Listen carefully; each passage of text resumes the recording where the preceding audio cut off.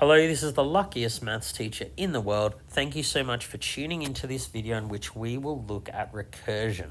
So that's where we define a function or we solve a problem by starting with a base case and defining other cases in terms of previously defined smaller cases. What does that mean? Well, you've probably seen recursion in the context of arithmetic sequences. So the recursive definition of an arithmetic sequence tells us a base case. It tells us the first term. And this recursive step tells us how we can generate the next term from the previous term. So next term, previous term. And by doing that, we can create all terms in the sequence. So because 3 is the first term, the second term is 3 plus 10. Because 10 is the second term, the third term is 10 plus 7, and so on like that. So that is a recursive definition.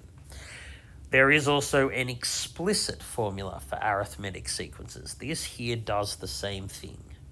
But some structures have naturally recursive forms about them, such as trees, and that's why recursion is important to learn.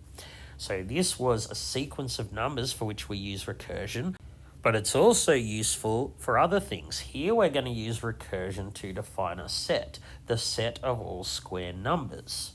So whether or not you include 0 is up to you. I'm going to start with a base case of 1. So this set here I'll call S. The base case 1 is a member of S.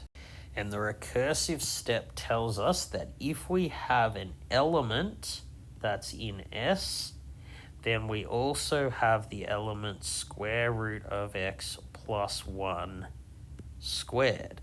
So what does that actually mean? It means that 1 is in the set. And because 1 is in the set, square root of 1, 1 plus 1, 2, 2 squared, which is 4, is in the set. Square root 4 is 2, plus 1 is 3, 3 squared is 9. 9 must be in the set. And if 9's in the set, then 16 must be in the set, and so on. This is a recursive definition of a set. So now let's look at calculating an explicit formula from a recursively defined sequence. So let's construct the sequence based on this recursive definition. So first term is 2. The next term is the previous term multiplied by 3 plus 2. So 2 times 3 plus 2 is 8. Times it by 3, add 2. Times it by 3, add 2. Times it by 3, add 2, and so on. So let's look at the difference between these terms. So we've gone up by 6, we've gone now up by 18, we've gone up by 54, we've gone up by 162. You can see that the difference is tripling each time. So that straight away tells us that it's going to be something times 3 to the power of n. That's what it means to be tripling each time. We also want to add something there as well. So then we might start to think, well, what are the powers of 3? Well, 3 to the power of 1, 3 to the power of 2, 3 to the power of 3, 3 to the power of 4. We can see here that each of these numbers is 1 less than the power of 3. So it's just 1 times 3 to the n plus minus 1. In other words, the explicit formula is just 3 to the power of n minus 1. So that helps us connect explicit and recursive formulae. Now let's look at a recursive algorithm. So one we've already seen is Euclid's algorithm. This is a recursive algorithm the way it's written here.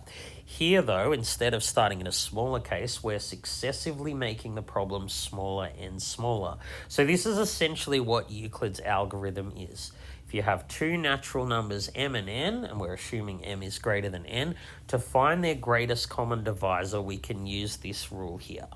So let's use this algorithm to calculate the greatest common divisor of 272 and 96. Well, clearly n does not equal 0 here. N is 96. So that is equal to the greatest common divisor of n, which is 96. And this here means m mod n.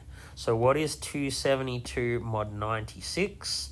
Well, 272 is 2 times 96 plus 80. So there we have a smaller problem. Now we're going to calculate the greatest common divisor. This is like our m now, and this is our n. So it's going to be the greatest common divisor of 80 and 96 mod 80, which is 16. You can probably tell that 80 is a multiple of 16. So this is an example of a recursive algorithm that can be used to solve a numerical problem. Basically, we're breaking it down into smaller and smaller pieces. In other words, though, with recursion, we're always referring back to the previous step. All right, thank you so much for tuning into this video. This has been the luckiest maths teacher in the world. Have a great day.